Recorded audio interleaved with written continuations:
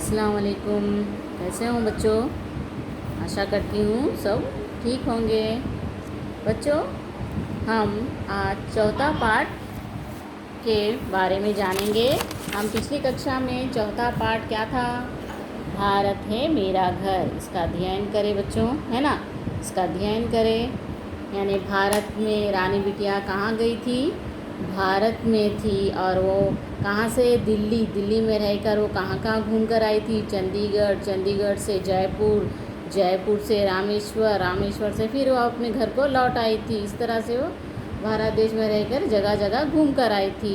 फिर माँ ने उसे पूछा, रानी बिटिया तुम कहाँ गई थी?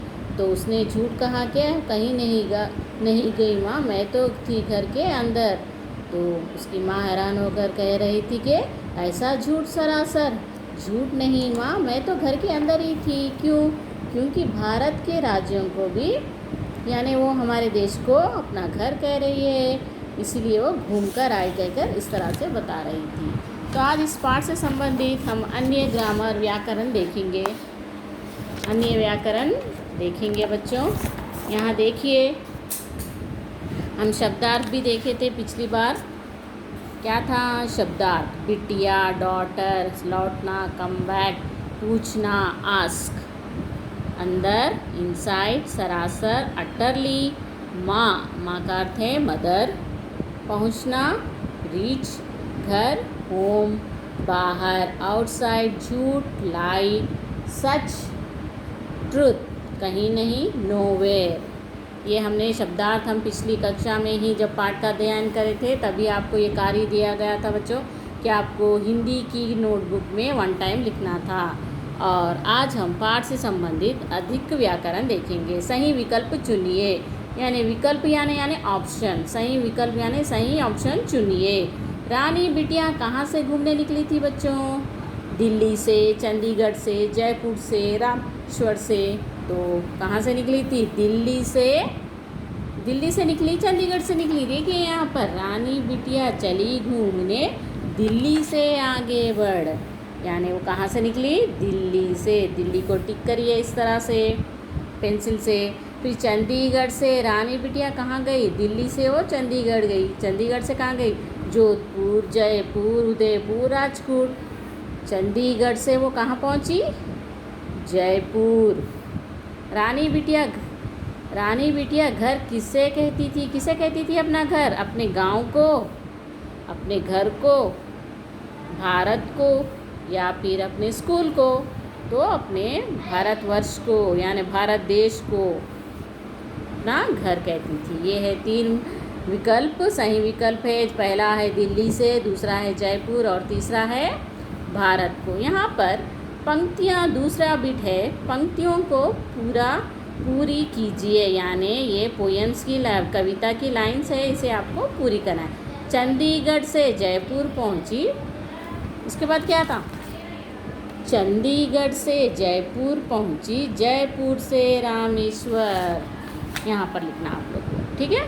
चंडीगढ़ से जयपुर पहुंची, जयपुर से रामेश्वर, रामेश्वर से चलती चलती कहाँ चली गई वो? रामेश्वरम से। ये रामेश्वर से चलती चलती लौट चली आई घर। तो फर्स्ट नहीं, सेकेंड पैराग्राफ के ये 4 लाइन्स है बच्चों। ये आपको इस कविता यहाँ पर अपनी रिक्त स्थान कंप्लीट करिए, देखिए, ठीक है? आप खुद से करिए बच्चों। तीसरा है, इन प्रश्नों के उत्तर दीजिए, आंसर दिस क्वेश्चंस। रानी बिटिया का घर किस शहर में था? रानी बिटिया का घर किस शहर में था?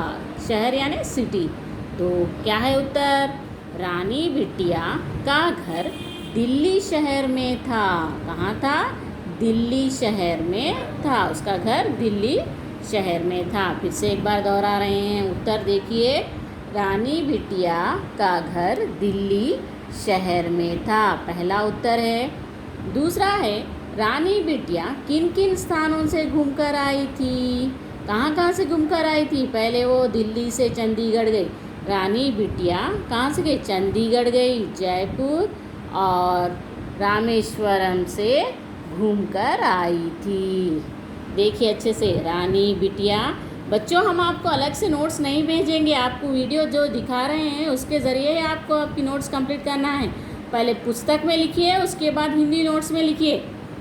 रानी बिटिया, इसलिए आहिस्ता आहिस्ता बता रहे हैं आपको, दोहरा रहे हैं तो आपको कंप्लीट करना है, अलग से आपको गूगल ड्राइव पर नहीं दिया जाएगा। रानी बिटिया चंडीगढ़, जयपुर और रामेश्वरम से घूमकर आ की मात्रा ई थी, आई थी, घूमकर आई थी। ये है दूसरा उत्तर। तीसरा है, माँ ने रानी बिटिया से क्या पूछा? माँ ने रानी बिटिया से पूछा कि तुम घर से बाहर कहाँ गई थी? तुम घर से बाहर कहाँ गई थी? देखिए, अच्छे से देखिए उत्तर। रानी बिटिया क्यों बोली कि वो घर के अंदर थी?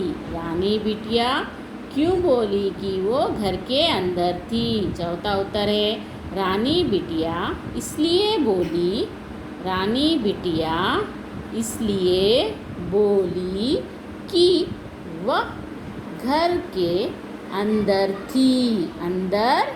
थी क्योंकि उसके लिए पूरा भारत ही उसका घर है।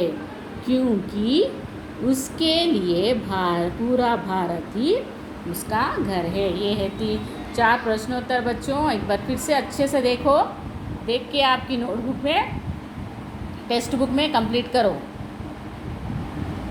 सुंदर लिखावट के साथ होना चाहिए, ठीक है? देखिए, 4 प्रश्नों के उत्तर है, आपको कंप्लीट करना है और ये तो टेक्स्ट बुक में ही करना है, सही विकल्प चुनना है। ये पोएम भी कंप्लीट करिए और ये प्रश्नोत्तर। आपकी नोटबुक का आज का कार्य है शब्दार्थ। ये शब्दार्थ लिखना है आपको चौथे पाठ का, और ये प्रश्नोत्तर लिखना है नोटबुक में।